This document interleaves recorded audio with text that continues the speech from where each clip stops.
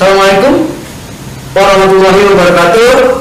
Saudara-saudara pemirsa Jacindo News dimanapun Anda berada, hari ini kami sedang berada di kediaman Pak Sri Bintang Pamungkas.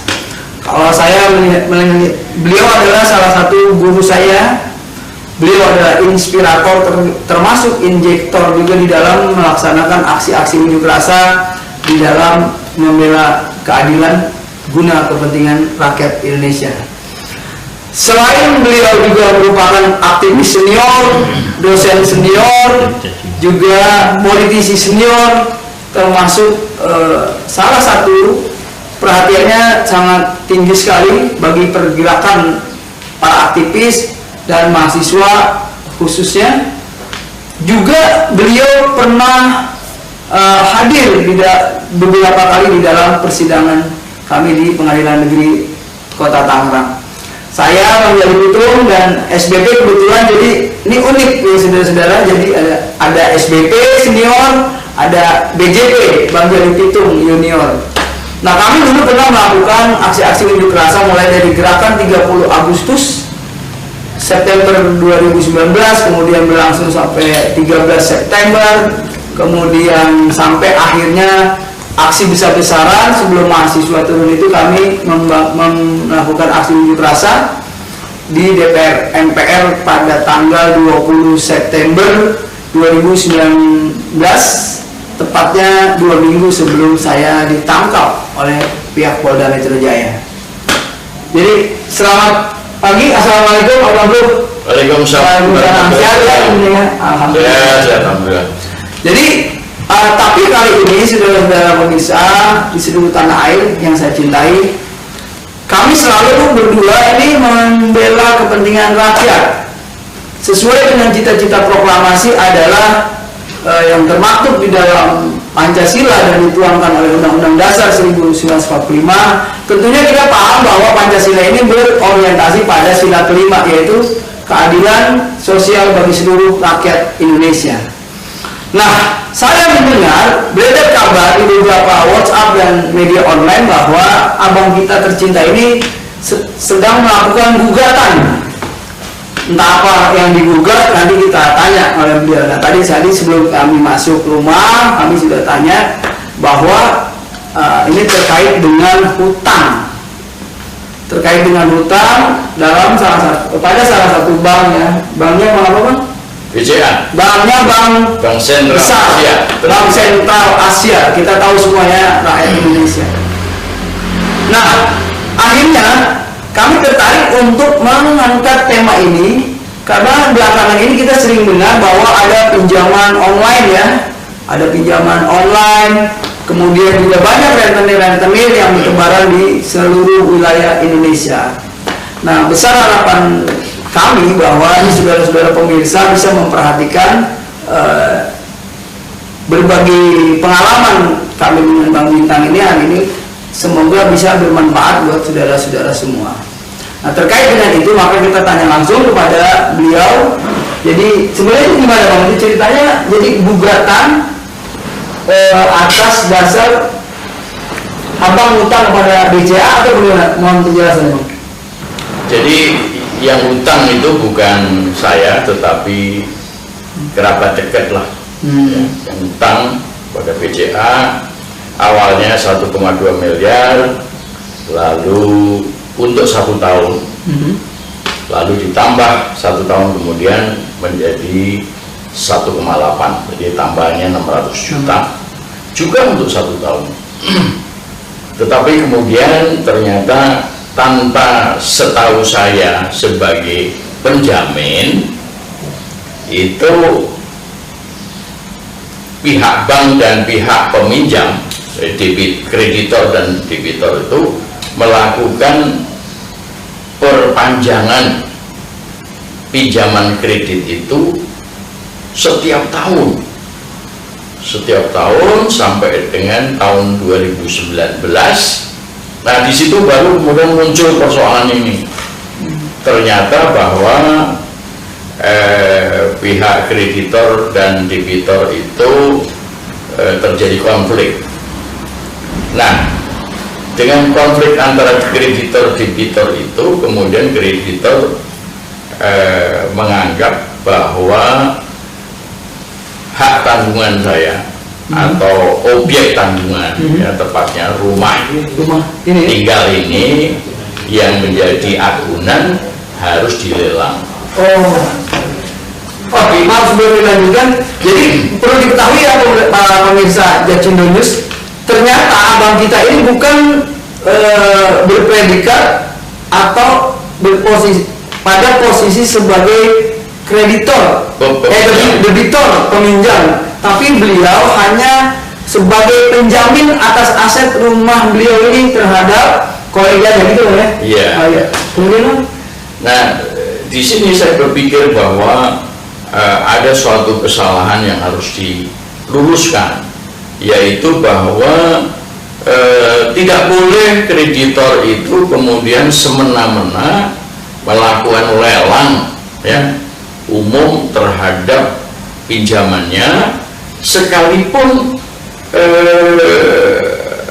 pihak bank merasa dirugikan. Nah, ini prinsipnya adalah begini: kesepakatan yang terjadi antara kreditor dan debitor itu adalah untuk mendapatkan keuntungan dalam berbisnis. Jadi kalau suatu ketika nanti terjadi suatu permasalahan di mana kreditor merasa dirugikan, itu kerugian itu harus ditanggung bersama oleh mereka. Tidak bisa kemudian kreditor merasa dirugikan lalu semena-mena melakukan lelang terhadap barang atau objek agunan tadi itu. Nah, di sini ada prinsip yang tegas di dalam Undang-Undang Dasar kita yang mengatakan bahwa perekonomian disusun sebagai usaha bersama berdasarkan asas kekeluargaan. Jadi baik kreditor maupun debitor itu harus ikut menyusun bersama perekonomian tersebut atau bisnis yang kemudian harus dibiayai dengan kredit pinjaman tadi itu secara bersama-sama berdasarkan asas kekeluargaan. Tidak boleh kemudian yang satu melakukan dengan kekuasaan sendiri lalu mengambil alih atau melakukan lelang terhadap objek agunan, sekalipun di dalam soal ini saya bukan peminjam. Ya, justru saya itu memberi kesempatan kepada mereka untuk melakukan bisnis ya sebagai usaha bersama tadi itu. Jadi menarik ya, saudara pemirsa, ini semakin menarik karena ternyata kejadian ini juga memiliki hampir mirip dengan apa yang saya rasakan dulu. Namun bedanya memang waktu kalau di saya pada saat itu sebagai penjamin juga di salah satu perusahaan keluarga untuk membuat SPBU, waktu itu pompa bensin ya, tahun 1989 saya masih kuliah waktu itu. Dan kami dapat fasilitas 1,8 miliar rupiah kalau tidak salah untuk biaya pembangunan dan pembuatan. Saat itu miripnya juga Bang ya? Ada miripnya. Jadi saya menggunakan sertifikat keluarga saya, Muhyiddin Jali dan seterusnya. Itu debitornya paman juga, paman agak dekat, kerabat, sama ini kolega. Itu direkturnya saya masih ingat dulu itu Pak Diki Iskandar, banknya Bank Duta. Nah, akhirnya kami diberi kesempatan, diberi kesempatan untuk menjual aset kami sendiri berulang-ulang. Maka akhirnya 5 ruko kami jual untuk menutupi hutang itu. Nah, ini terbalik justru dengan abang ini saya perhatikan. Tidak menggunakan uangnya, yang menggunakan uangnya adalah kerabatnya, tapi bebannya adalah rencana pelelangan rumah terhadap yang abang miliki. Apakah sebelumnya itu ada pemberitahuan? Kan biasanya kalau kredit macet itu ada SP1, SP2, SP3. Tidak ada. Jadi selesai saya ikut memberikan persetujuan rumah ini diagunkan, ya, yaitu tahun 2014 dan kemudian ditambah kredit lagi 2015. Sama sekali setelah itu tidak ada komunikasi sedikit pun antara BCA dan kreditor dengan saya. Tiba-tiba muncullah surat bahwa rumah ini mau dilelang. Tanggal berapa? Tahun berapa? Itu 2019 November 2019, lalu lelangnya itu bulan Januari 2020. Artinya sudah ada pemberitahuan dari 2014 sejak proses akad kredit di notaris sampai masa berjalan 2019. Tiba-tiba 2020 ada mau rencana pelelangan. Betul. Oh, iya. Sama sekali. Jadi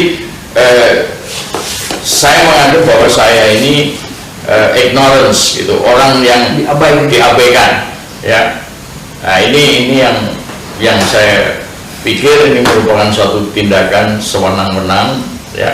Apalagi kredit diperpanjang tanpa pemberitahuan terhadap saya. Makanya ada pertanyaan ini. Di saat melakukan perjanjian kredit di notaris biasanya, apakah aset ini dan aset-aset yang lain milik si debitur itu masuk dalam satu paket kredit? Jadi debitur sama sekali tidak mempunyai, pada waktu itu mengaku tidak punya aset, oleh karena itu meminjam aset saya. Kalau program kredit atau jenis kreditnya yang diambil pada saat itu apa? Misalkan ada, kalau rumah biasanya itu ada home kredit, kredit multiguna. Kalau di korporasi biasa ada kredit konstruksi, kredit modal kerja, dan apa? Sesuai dengan proposal yang saya terima dari pihak kerabat ini, itu yang 1,2 miliar itu adalah untuk investasi, ya. Lalu tambahan yang 600 juta itu adalah untuk modal kerja. Jadi total menjadi 1,8. Pada saat dilaksanakannya penambahan itu, atau biasa disebut dalam dunia perbankan ini top up kredit, ya, itu ada pemberitahuan? Oh iya, ada. Jadi saya diminta datang lagi dan diminta persetujuan untuk menggunakan akunan yang sama, ya, untuk kredit yang kedua tadi. Berarti masih lancar, ya kan? Masih lancar. Masih 1 tahun juga, kan? Betul 1 tahun. Nah, kita dengar juga kan, kalau berkaitan dengan itu 2016 ya, 2014, kemudian kredit berjalan 1 tahun, di top up 1 tahun, 2016. 2015 ke 2016. Nah, 2016 itu seharusnya udah selesai dan rumah saya ini aktenya itu harus kembali. Harus kembali. Ya. Bahkan di dalam proses di BPN biasanya itu dilakukan royak namanya. Yeah. Misalnya dari Sri Bintang Pamungkas, kemudian dipasang hipoteknya menjadi PT Bank Sentral Asia, kemudian dilunasi, lalu diroya namanya, kembali lagi ke Sri Bintang Pamungkas. Mungkin apa nggak sempat itu karena waktu itu juga ada peristiwa fenomenal. Saya belum datang ke sini, tapi saya masih ingat nih ruang-ruangannya. Ketika pagi-pagi abang dijemput. Iya, itu satu hal yang terjadi di mana pada Desember 2015 saya ditangkap. 2016 ya? 2015. Oh, bukannya Desember itu yang PA apa? Iya, Desember. Iya, Desember 2015. 2016, Mama. 2016 atau 2016? 2016. 2016. Iya. Kan ada Bu Rahmawati juga. Iya. 2016. Sehingga saya terlupa bahwa sebetulnya 2016 itu akte saya seharusnya sudah kembali, tapi karena ada peristiwa itu maka menjadi terlupa. Nah, tetapi yang lebih menarik lagi adalah bahwa kredit itu diperpanjang setiap tahun. 2016 diperpanjang dari 2017, 2017 perpanjang 2018, 2018 diperpanjang 2019. Nah, lalu muncul peristiwa itu. Menarik. Ya, sehingga sebenarnya perpanjangan mahar tidak sama sekali tidak ada pemberitahuan atau permintaan izin kepada saya, karena dengan perpanjangan tersebut kan berarti akte saya harus tetap di tangan BCA. Akte atau sertifikat? Ya, sertifikat. Sertifikat.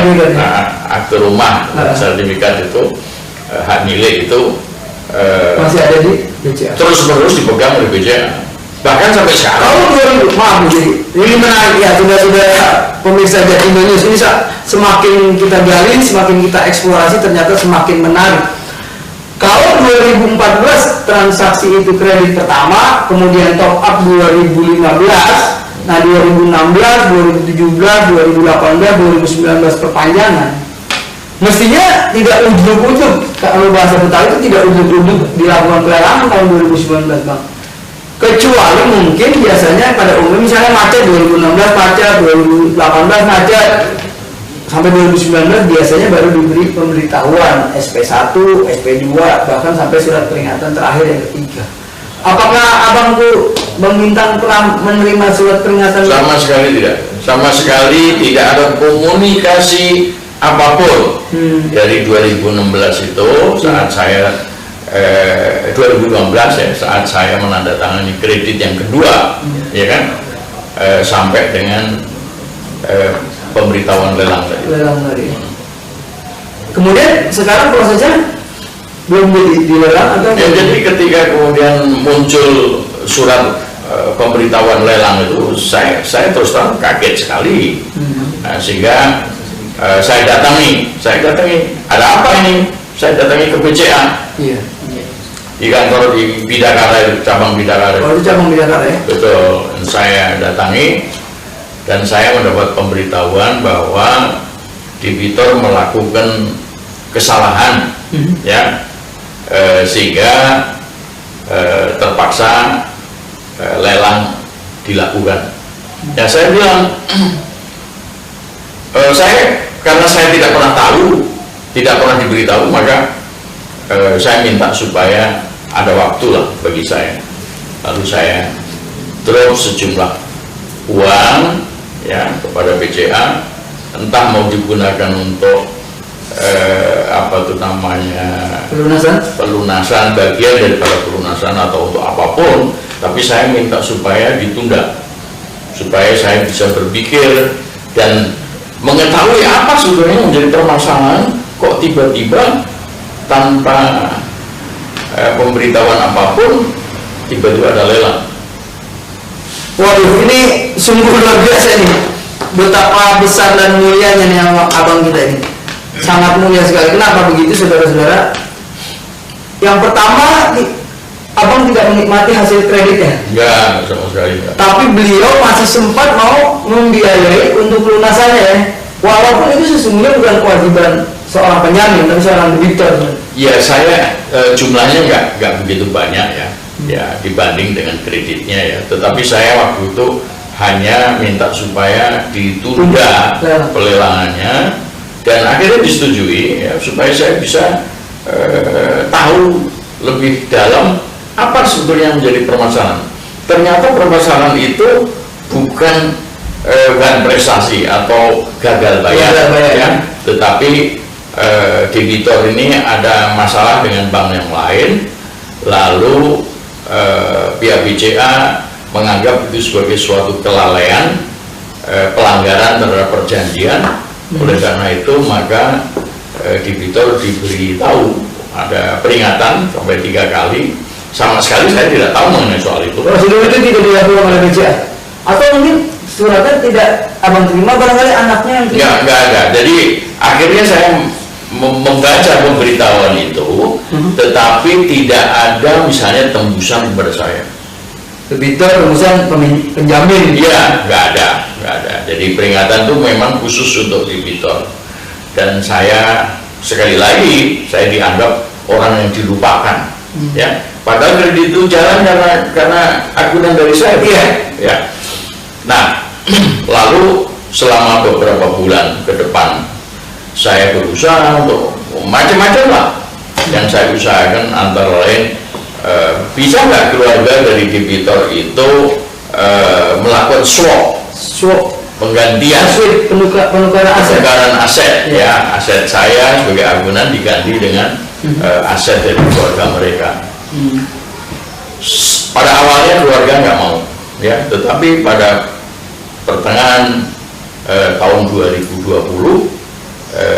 keluarganya setuju untuk mengganti ya aset saya ini dengan aset pihak keluarga, dan aset keluarga ini cukup banyak lah, ya, ada cukup untuk memenuhi utang, ya. Betul, bahkan ada 4 aset yang saya lihat itu ternyata ditolak sama BCA. BCA nggak mau. Oh, BCA yang menolak? BCA nggak mau.